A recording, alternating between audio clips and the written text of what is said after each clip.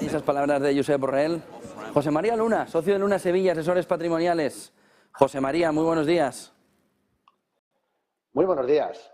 Bueno, ayer por la tarde que charlamos tranquilamente, me decía José María, yo no veo el suelo. ¿Está el suelo? ¿No está el suelo? ¿Está el suelo firme o está el suelo como el pájaro aquel que decía, como te muevas mucho, verás tú dónde vas, Todavía no hemos visto el suelo. José Antonio, todavía no lo hemos visto. Buenos días a todos. Desgraciadamente, vamos a ver, lo que estamos viendo, y lo comentaba algún compañero antes, es los políticos intentan aplicar o están aplicando políticas fiscales muy generosas, tratando unos por motivos electorales, otros tratando de generar balones de oxígeno a una situación de una desaceleración económica que se convertirá, mal nos pese, en una recesión. Y en ese sentido, pues eso es por un lado, es decir, la generosidad política con el dinero de todos, o de una parte, mejor dicho, de la población, que sería todavía en el caso español además muy concreto. Pero claro, eso es lo que hacen los políticos. Otra cosa es lo que hacen los mercados. Los mercados están equilibrándose y la disciplina la marca los mercados financieros. Es decir, ¿tú quieres gastar más? Muy bien. Pues tendrás que, tú te podrás endeudar lo que tú quieras, pero vas a tener que pagar más por endeudarte. Ese es lo que otro compañero que anteriormente hablaba en cuanto a la vuelta a esa normalidad, ¿no? A la vieja normalidad. Es decir, te pago porque me prestes dinero.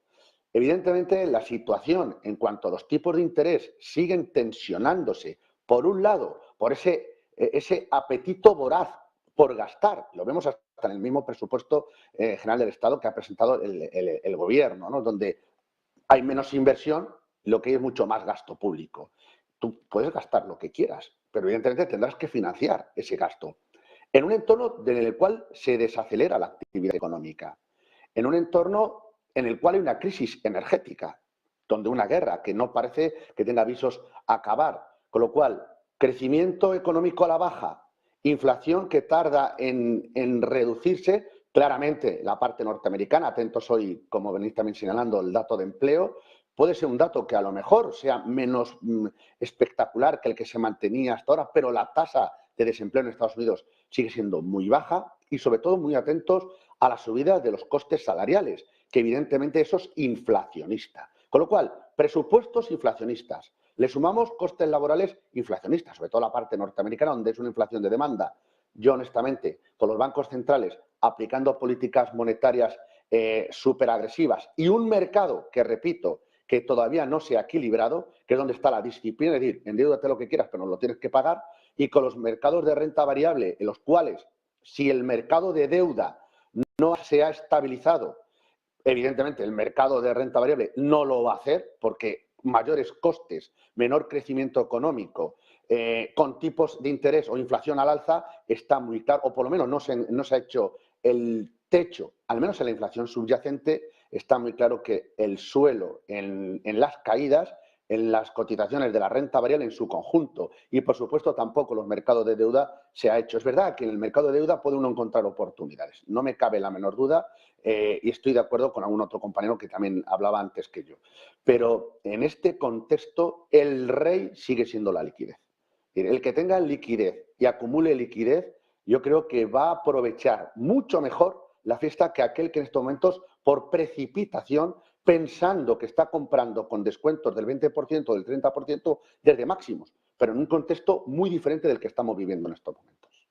Enseñaba un gráfico antes sobre la deuda alemana, el Bund a 10 años, y por otro lado esas Gilts, también a 10 años, con un comportamiento que se iban ya esa deuda de valor, esa deuda premium, por encima del 4,1. ¿Está Alemania en el punto de mira ahora mismo en el conjunto de Europa, después de los datos macro que también hemos conocido esta mañana de producción industrial, después de ver cómo ese plan de 200.000 millones, dónde lo va a colocar, en qué mercado? Bueno, al final era más fácil colocarlo en eurobonos que ir al mercado de manera independiente, y va a meterle un empujón importante. Ese gráfico que enseñaba sobre el Bund a 10 años que veías, y seguro que has visto estos días, y las Gilts en movimiento ascendente, ¿nos están señalando que Europa se está metiendo en un atolladero importante?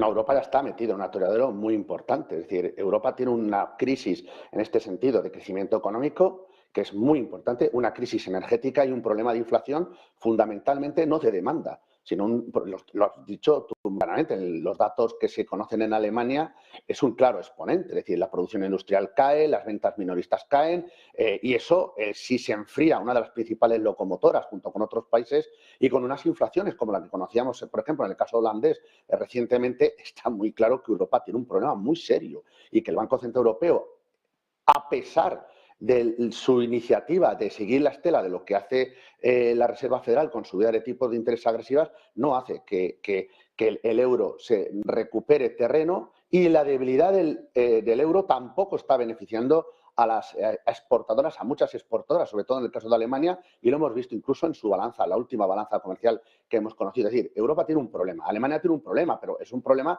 que si lo comparamos con España ya le quisiéramos nosotros aquí. Es decir, la tasa de paro en España, incluso la real, es mucho más alta que en el caso de Alemania, ¿no? Y la situación es distinta. Alemania tiene unas condiciones financieras que no las tienen otros países de la periferia como consecuencia del rating que tiene. Es decir, los inversores institucionales, no lo digo el minorista, el institucional lo que compra muchas veces es la deuda pues, que puede ser emitida por Suiza, la que puede ser emitida por Japón, la que puede ser emitida en Estados Unidos o la que puede ser en Alemania porque van a pagar. Otra cosa es esto, que dependerá de lo que haga el Banco Central de turno. Estoy totalmente de acuerdo, a lo mejor le hubiera salido mucho mejor en eurobonos, pero ellos de momento ven que existe mercado, existe demanda, sobre todo porque hay muchos inversores que buscan seguridad. Y luego una cosa muy importante, José Antonio, si uno viera las compras que ha hecho el Banco Europeo a lo largo de se da cuenta que los comprado, según iba venciendo la deuda, en el balance sigue siendo la deuda periférica, pero curiosamente en el mes anterior, en el mes de septiembre, las compras más importantes han sido en Francia. Es decir, el propio Banco Central Europeo, tan preocupado del tema de evitar la fragmentación de la Unión Europea, evitar que cada uno haga la guerra por su lado, ya sea en el tema energético o en otra índole, ya también está actuando, incluso comprando deuda de países que no son de la periferia precisamente. Y en este caso Francia, pues se le considera un país, evidentemente, mucho más sólido, mucho más solvente, mucho más potente. Bueno, pues el Banco Central Europeo, en el mes de septiembre, los activos que más han estado comprando de deuda pública ha sido Francia. ¿Puede ser la siguiente Alemania? Perfectamente puede ser Alemania, la siguiente en el cual el Banco Central Europeo, en el hecho de mantener cierto balance importante, lo hablábamos ayer tú y yo, seguir muy de cerca lo que hacen cómo son los balances de los bancos centrales, porque ahí es una clave, se habla muy poco de ello, pero para mí es muy importante. Todos nos centramos en las subidas de tipo de interés. ¿Tú te quieres ayudar? Bien, pero esto cuesta dinero. Y lo que están diciendo los bancos centrales. A la par, reduciendo los balances. Pero el balance, por ejemplo, de la FED, y lo hablábamos ayer tú y yo, desde máximos apenas ha caído. Es decir, no ha llegado ni al 5%. Es verdad que algún miembro de la Reserva Federal indica que la pretensión de la FED es reducir el balance. ¿Podrán hacerlo? Pues tal y como está la economía y si vamos a una desaceleración de la actividad económica y no se reduce la inflación, no creo que los bancos centrales nos quieran meter en un lío mucho más gordo que el que tenemos ahora mismo. Y es una crisis de liquidez. Y esto sí que es un problema gordo. Una cosa es una crisis en el sentido en la que estamos viviendo crecimiento económico, inflación muy alta. La siguiente que nos podría matar sería una crisis de liquidez, que fue la crisis que tuvimos en marzo del 2020, cuando el detonante fue precisamente la COVID-19. Hasta que no actuaron los bancos centrales, los mercados caían, pero bueno, ustedes lo recordarán. Ahí, si ocurriera, si no fueran las medidas muy acertadas por parte de los bancos centrales, los grandes bancos centrales, evidentemente el suelo no lo habríamos visto. Es decir, lo peor todavía estaría por llegar, sobre todo si no manejan bien los balances, ¿no? Los tiempos. Entonces, ¿qué hace el inversor en este contexto? ¿Qué producto puede tener el inversor para asegurarse liquidez, para asegurarse una posición de poder dormir por la noche, sin tener sobresaltos un poco extraños a altas horas de la madrugada por el miedo a que la cartera se le haya ido por allí?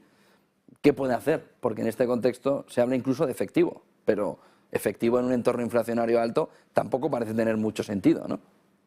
A ver, claro, el tipo, sí, el efectivo no es la solución, siempre y cuando tengamos en cuenta que la rentabilidad real es la rentabilidad nominal, ¿de acuerdo? Una vez le restamos la inflación. Si la rentabilidad nominal es -10 y la inflación está en el 10, perdemos un 20. Ahora, si la rentabilidad nominal es un 0, pues perderemos la inflación. Es decir, a veces la liquidez puede ser la mejor solución, sobre todo en un contexto el que tenemos ahora mismo. No es la única, ¿de acuerdo? Pero sí, nosotros recomendamos que en estos momentos se acumule un porcentaje importante, sobre todo el inversor en fondos, incluido también el de fondos de pensiones, en productos donde va a haber deuda alemana. Es que son grandes compradores, por eso el gobierno alemán lo sabe. En ese sentido, productos como de la casa Pictet, con su short-term money market, o uno de la casa Candrian, que es un producto de money market AAA, o incluso un producto de National Netherlands de Euroliquidity, productos con comisiones muy bajas y fondos que lo que estén comprando es deuda de países hipersolventes. Aquí es muy importante la solvencia, liquidez, a través, por ejemplo, en este caso, de fondos monetarios. Por otro lado, si alguien quiere tener algo de renta fija, evidentemente tiene que ser productos de renta fija flexible, que hagan algo muy importante, dos variables o tres, tipo de interés, es decir, jugar a lo largo de las curvas de tipo de interés unas frente a otras, apuestas por determinadas deudas públicas, sobre todo si hay una desaceleración de la actividad económica en tramos largos, sobre todo la parte norteamericana, y dólar. Entonces, hay un producto en la tasa GAM, el Global Rates, por poner un ejemplo, que tiene una rentabilidad bastante buena, pero por la flexibilidad. Es decir, sí deuda, pero a través de productos flexibles. Evidentemente, si me voy a la renta variable, dos ideas. Yo creo que sigue habiendo mercado para los productos determinados fondos long short, es decir, estos que combinan posiciones largas con cortas, no posiciones cortas en índices, porque el mercado puede rebotar, pero creo que todavía queda otra pata de caída. Y en este sentido hay un producto de la casa Lion Trust, que lo he citado muchas veces en este mismo medio y yo creo que sigue siendo muy interesante. Y luego el dividendo. Tienen determinados fondos que inviertan en empresas con una buena rentabilidad por dividendo y además que sea consistente, ¿no? Y hay productos de casa como pueden ser Ben Y Mellon, Deutsche Bank, Guinness, etcétera, que creo que pueden aportar. Pero sobre todo, el mejor ataque en estos momentos es la defensa.